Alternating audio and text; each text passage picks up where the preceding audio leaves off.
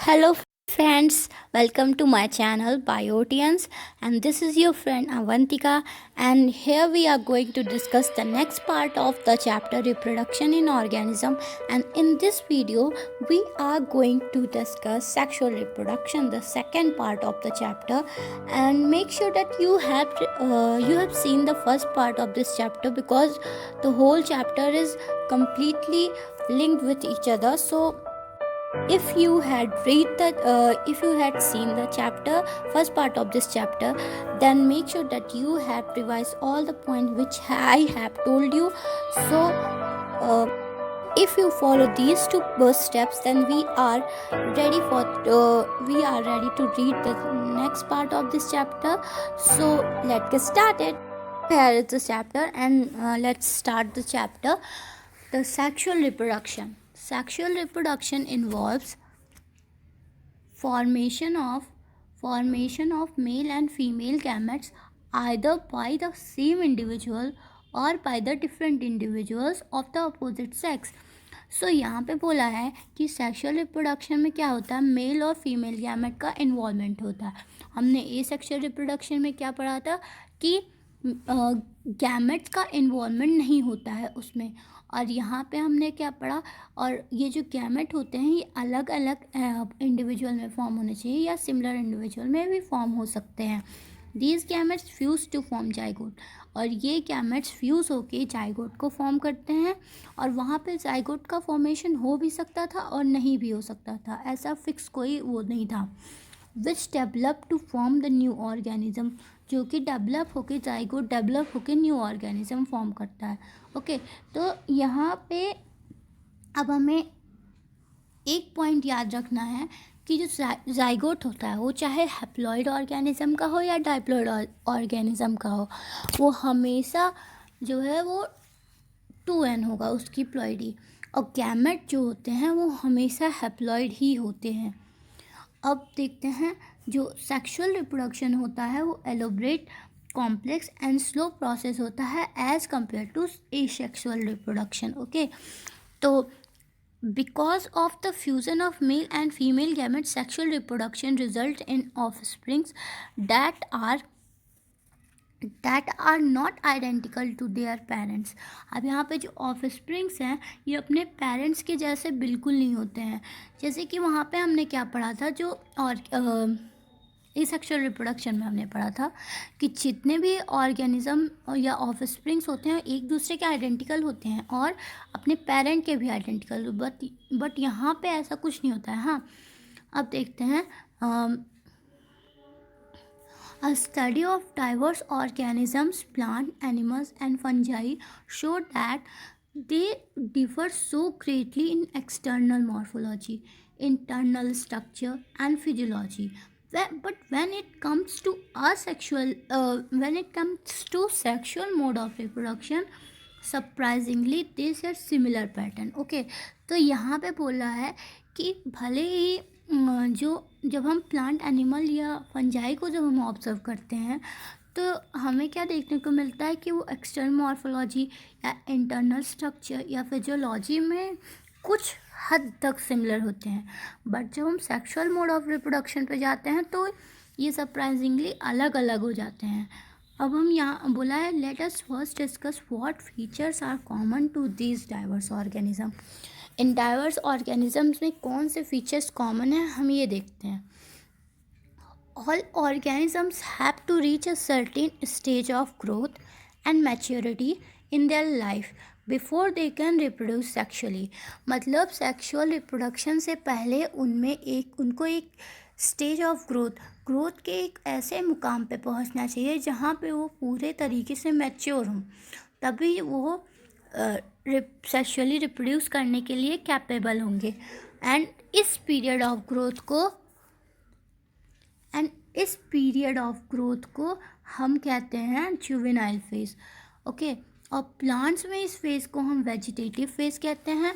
This phase is variable duration in different organism. अलग अलग organism में इस जो जुवेनाइल फेज है, एनिमल में जिसको हम कहते हैं, और प्लांट में जिनको वेजिटेटिव फेज कहते हैं, ये डिफरेंट ड्यूरेशंस का होता है. end of the juvenile or vegetative phase, which marks the beginning of the reproductive phase, can seen easily in the higher plants. Okay, and when they come to flower, how long does it take for marigold, rice, wheat, coconut, mango plant to come to flower? तो यहाँ पे दिया है कि जब juvenile या vegetative phase का जब एंड होता है तो वहाँ से रिप्रोडक्टिव फेज की स्टार्टिंग हो जाती है। अब ये पूछ रहा है कि जो मैरीगोल्ड, राइस, व्हीट या कोकोनट, मैंगो प्लांट्स हैं, ये सब डेवलप कैसे होते हैं, अब ये फ्लावर कैसे देते हैं। In some plants where flowering occur more than once, and what do you call the interflowering or juvenile or mature? तो हमें यहाँ पे एक क्वेश्चन पूछा था, in some plants where flowering occur more than once, what do you call the interflowering period or juvenile or mature? तो हम इसको कहेंगे it's unmature, तो हम इसको कहेंगे मैच्योर, क्योंकि जो फ्लावरिंग है वो मैच्योरिटी और जुवेनाइल फेज़ को कंप्लीट करने के बाद वो जो प्लांट है वो फ्लावर कर रहा है, या एक से दो, मतलब जो एक से ज़्यादा बार फ्लावरिंग कर रहा है वो अपने जुवेनाइल पीरियड को कंप्लीट करने के बाद ही कर रहा है, तो हम उस फ्लावर को भी मैच्योर ही कहेंगे। Observe a few trees in your area. Do they flower during the same month year after year? What do you think the availability of the fruits like mango, apple and jackfruit etc. is seasonal? Are there some plants and flowers throughout the year and some other that show seasonal flowering? यहाँ पे जो हमसे पहला question पूछा था कि observe a few trees in your area and do they flower during the same month year after year, तो इसका आंसर होगा different species of the plants trees flower during different months of year but a particular species flower during the same month year after year. अगर हम इसको explain करें तो ये होगा कि अलग अलग स्पीसीज जो होते हैं प्लांट या ट्रीज़ के, वो फ्लावर करते हैं अलग अलग मंथ में, साल के अलग अलग मंथ में, लेकिन अगर हम किसी एक पर्टिकुलर स्पीसीज के फ्लावरिंग पर फोकस करें तो वो फ्लावर करता है सेम मंथ में, हर साल उसी मंथ में ही फ्लावर करेगा। मतलब अगर कोई फ्लावर है जो अक्टूबर से नवंबर तक होता है, मतलब फ्लावर करता है, तो वो हर साल अक्टूबर से नवंबर में ही फ्लावरिंग करेगा। लेकिन अगर हम देखें तो पूरे ईयर में बहुत से ऐसे प्लांट्स होंगे जो फ्लावर करते होंगे जैन से फेब तक या फेब से फिर मार्च तक, लेकिन अलग अलग स्पीसीज़ होगी उनकी। ऐसा नहीं है कि कोई एक ही स्पीसीज़ है जो पूरे मंथ में फ्लावर कर रही है, या ऐसे स्पीसीज़ होते भी हैं, बट यहाँ पे हमारे जो क्वेश्चन का आंसर था ये यही था कि डिफरेंट स्पीशीज़ जो होते हैं ट्रीज़ के फ्लावर करते हैं डिफरेंट मंथ में, और but a particular species flower during the same month year after year. Okay, था are there some plants that flower throughout the year and some other that show seasonal flowering? Yes, plants like tomato, cucumber etcetera flower throughout the year. Tomato, cucumber जैसे जो flowers हैं वो पूरे साल भर flowering करते हैं, और प्लांट जैसे कि मैंगो हैं, क्राइजेंथेमम है, ये फ्लावर करते हैं सीजनली मिलते हैं ये फ्रूट्स हमें। अब नेक्स्ट पैरा देखते हैं, plants the annual and the biennial type so clear cut vegetative, reproductive and senescent phase, but in the perennial species it is a very difficult to clearly define these phases. यहाँ पे बोल रहे हैं कि जो plants होते हैं जो कि एनुअल या बाइनियल होते हैं वो clear cut vegetative, reproductive and senescent phase हम उसमें आसानी से देख सकते हैं, लेकिन जो पेरेनियल स्पीसीज़ होती हैं वो बहुत डिफ़िकल्ट होती हैं कि हम उनके अलग अलग स्टेज को आइडेंटिफाई करके और उसको क्लियर कर लें कि यहाँ से यहाँ तक वेजिटेटिव है, यहाँ से यहाँ तक सेनेसेंट है, यहाँ से यहाँ तक रिप्रोडक्टिव है। ओके, सो पेरेनियल में उसको एक्सप्लेन करना आसान नहीं होता है। ये लाइन को वो कर सकते हैं, अंडरलाइन कर सकते हैं। ओवरऑल कंक्लूजन ये निकलता है कि जो पेरेनियल स्पीसीज़ होती है उसके डिफरेंट फेजेस को आइडेंटिफाई करना पॉसिबल नहीं होता है, बल्कि बाइनियल या एनुअल प्लांट में हमें क्लियर कट डिवीज़न देखने को मिल जाता है। A few plants exhibit unusual flowering phenomena. Some of them, as a bamboo species, flower once in their lifetime and generally after 50 to 100 years produce large number of fruits and die.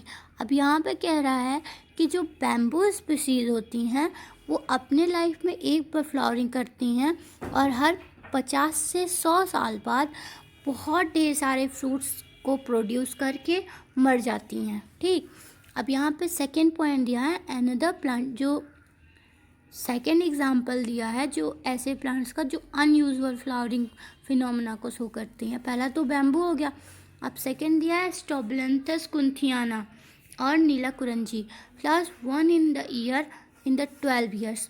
12 साल में एक बार ये फूल देता है Strobilanthes kunthiana और Neela Kurinji. As many of you would know, this plant flower during September to October. Okay, तो ये जो फ्लावर है वो सितंबर से अक्टूबर में फ्लावर करती है और 12 साल बाद फ्लावर करती है। ये पूरे रीजन को ब्लू कलर से कवर कर लेती है, ब्लू कलर से पूरे रीजन को एक्वायर कर लेती हैं। ठीक है, और ये 2006 में देखा गया था सितंबर मंथ के, और ये फाउंड होता है केरला, कर्नाटक एंड तमिलनाडु में, जो कि साउथ में है।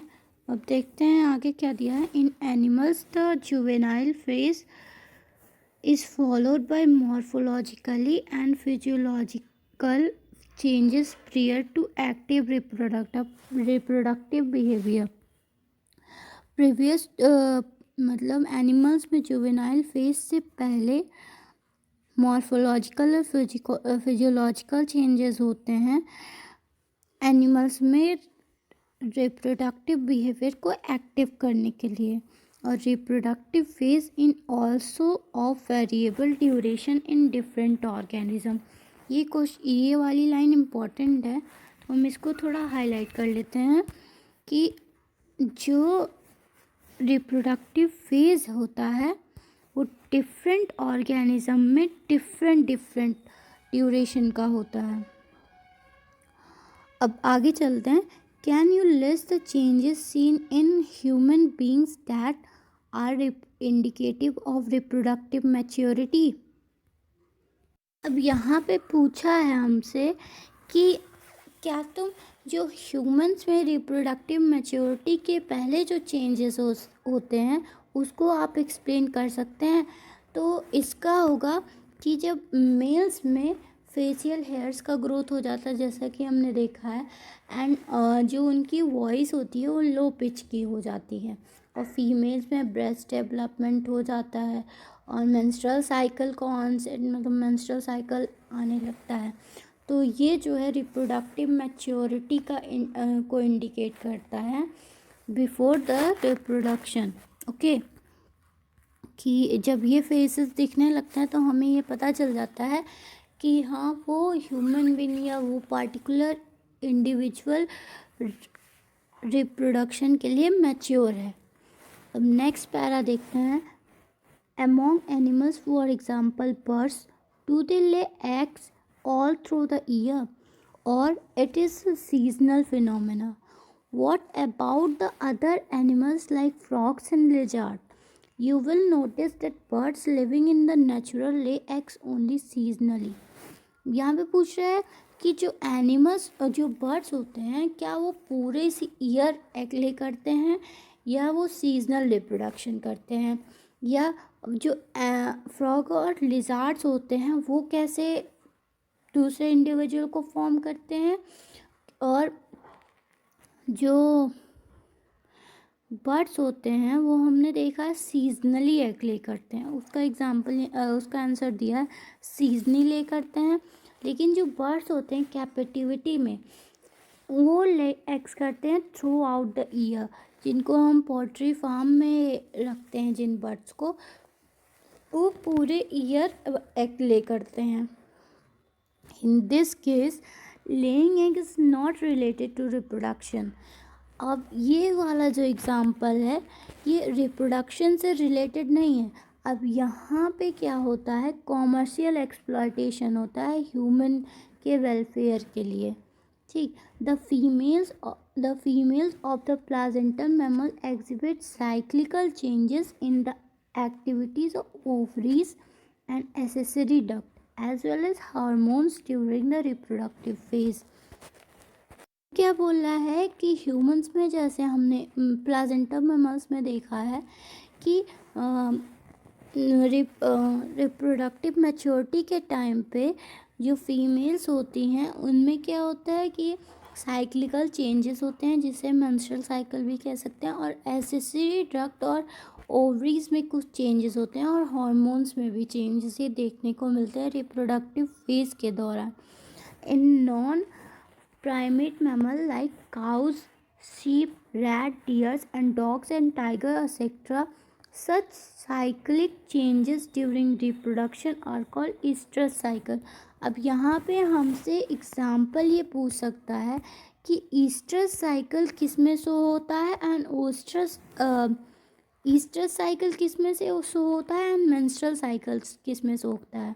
जैसे ऊपर क्या बताया था कि प्लाजेंटल मैमल्स में, ऊपर हमें ये बताया था कि प्लाजेंटल मैमल्स जो होते हैं उनमें साइक्लिकल चेंजेस होते हैं। अब यहाँ पे ये एक्सप्लेन किया है कि जो प्लाजेंटल मैमल्स होते हैं उनमें दो तरीके के साइकिल्स होते हैं, एक ईस्ट्रस साइकिल एंड एक मेंस्ट्रुअल साइकिल। अब जैसे कि जो नॉन प्राइमेट मैमल्स हैं जैसे कि cow, sheep, rat, deer, dog, tiger, cow, sheep, rat, dog, deer, tiger, इन सब में साइक्लिकल चेंजेस हुए ड्यूरिंग द रिप्रोडक्शन, और इसको कहते हैं हम ओस्ट्रस साइकिल। ओके, तो किसमें पहला हो गया cows, sheep, rat, dog, deer and tigers. अब कुछ जो प्राइमेट्स हैं, इसको दूसरे कलर से लिखते हैं, जो हमारे प्राइमेट्स होते हैं जैसे कि मंकीज़, एप्स एंड ह्यूमंस, इसमें मेंस्ट्रुअल साइकिल होता है, और ये और जो एनिमल्स लिविंग नेचुरल इन्वायरमेंट में लिव करते हैं वाइल्ड कंडीशंस में, उनमें इन तरीके के जो साइकिल होते हैं फेवरेबल सीजन्स में होते हैं, इसलिए इनको सीजनल ब्रीडर कहते हैं। मतलब जो वाइल्ड कंडीशन में रहते हैं या नेचुरल इन्वायरमेंट में रहते हैं वो मैमल्स जो हैं, एक उनका रिप्रोडक्टिव फेज जो है एक पर्टिकुलर सीज़न में होता है, इसलिए हम उनको सीजनल ब्रीडर्स कहते हैं। एक फेवरेबल सीज़न में होते हैं, कब? वाइल्ड कंडीशन में जब वो मैमल्स रहते हैं तब।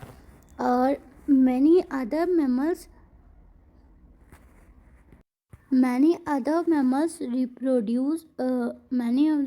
reproductively active throughout their reproductive phase, hence they are called continuous breeders। यहाँ पे बोला कि और बाकी जितने भी मैमल्स होते हैं वो पूरे through out the reproductive phase, मतलब जो जुवेनाइल या जुवेनाइल फेज के बाद उनका जो भी एज है सेनेसेंट फेज के पहले, उस पूरे टाइम में वो रिप्रोडक्टिवली एक्टिव होते हैं, इसलिए हम उनको कंटिन्यूअस ब्रीडर कहते हैं। लेकिन ऐसे एनिमल्स जो एक पार्टिकुलर सीज़न में रिप्रोडक्शन के लिए तैयार रहते हैं, ऐसे मैमल्स जो पर्टिकुलर सीज़न में रिप्रोडक्शन के लिए तैयार रहते हैं और वो वाइल्ड कंडीशन या इन्वामेंटल कंडीशन में रहते हैं, नेचुरल इन्वामेंट में रहते हैं, तो उनको हम कहते हैं सीजनल ब्रीडर्स। आई होप कि आप लोगों को ये चीज़ समझ में आई होगी। अब आगे हम देखते हैं।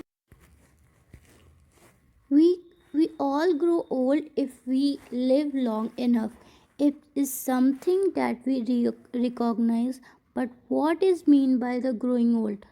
The end of the reproductive phase can be considered as one of the parameter of this reproductive phase का एंड जो होता है उसको हम मान सकते हैं सेनेसेंट और ओल्ड एज। जैसा कि हमने पहले पढ़ा था कि आप लोगों को शायद याद हो कि जब जुवेनाइल फेज़ का जो एंड होता है वहीं से रिप्रोडक्टिव फेज़ की स्टार्ट, जहाँ से जुवेनाइल फेज़ का एंड हुआ वहीं से रिप्रोडक्टिव फेज़ की स्टार्टिंग हो गई। अब यहाँ पे बोल रहा है कि जहाँ पे रिप्रोडक्टिव फेज़ का एंड होगा वहाँ से ये जो टाइम पीरियड होगा, रिप्रोडक्टिव फेज़ का जहाँ एंड हुआ वहीं से जो टाइम है वो हमारा हो जाता है सेनेसेंट और ओल्ड एज, वहाँ से स्टार्ट हो जाता है। तो हम एक तरीके से कह सकते हैं end of the reproductive phase is said to be as the old age or the senescent age. If both plant and animals hormones are responsible for the transition between the three phases. Okay, यहाँ पे बोल रहा है कि जो 3 phases हैं हमारे, जैसे कि पहला हो गया जुवेनाइल फेज़, दूसरा हो गया रिप्रोडक्टिव फेज़ और तीसरा हो गया सेनेसेंट फेज़। इन तीनों फेजेस में जो चेंजेस होते हैं, मतलब जब हम यहाँ से जुवेनाइल फेज़ से रिप्रोडक्टिव फेज़ तक जाते हैं और रिप्रोडक्टिव फेज़ से सेनेसेंट फेज़ से में जब जाते हैं तो इसके लिए चाहे वो प्लांट हो या एनिमल हो, दोनों में जो हार्मोन होता है वो रिस्पॉन्सिबल होता है। ये क्वेश्चन इम्पॉर्टेंट है, यहाँ हम स्टॉप मार्क कर लेंगे। ये कई बार आ सकता है क्वेश्चन कि जो एक फेज़ से दूसरे फेज़ में जब हम ट्रांसफ़र करते हैं प्लांट या एनिमल में रिप्रोडक्शन में, तो उसके लिए जो मेन रिस्पॉन्सिबल है वो कौन है? वो हार्मोन रिस्पॉन्सिबल होता है। Interaction between hormones and certain environmental factors regulate reproductive processes and associated behavioral expression of the organisms. अब यहाँ पे बोल रहा है कि हार्मोन और कुछ इन्वामेंटल फैक्टर्स जो हैं उनको अगर हम ले लें, इन्वॉल्व करें, तो वो दोनों चीज़ें ही रिप्रोडक्टिव प्रोसेस को रेगुलेट करती हैं और एसोसिएटेड बिहेवियरल एक्सप्रेशन को शो करती हैं। मतलब जो ऑर्गेनिज़म है उसको लेके रिप्रोडक्टिव प्रोसेस को लेके जो भी बिहेवियरल एक्सप्रेशन होगा उसको शो करते हैं। कौन? हार्मोन का इंट्रैक्शन और एनवायरमेंटल फैक्टर को इंट्रैक्शन को अगर हम इन्वॉल्व करें तब। अब नेक्स्ट पैरा पे चलते हैं। आई होप कि जितना अभी तक मैंने एक्सप्लेन किया वो आप लोगों को समझ में आ रहा हो, और क्योंकि मैंने अपना एक्सप्लेन करने के लिए बेस्ट दिया है। अगर फिर भी कोई कमी हो तो आप कमेंट सेक्शन में बता सकते हैं, जिससे हम नेक्स्ट टाइम जब वीडियो बनाएं तो उन चीज़ों का ध्यान रखेंगे। चलिए नेक्स्ट पैरा पे चलते हैं। Events in the sexual reproduction.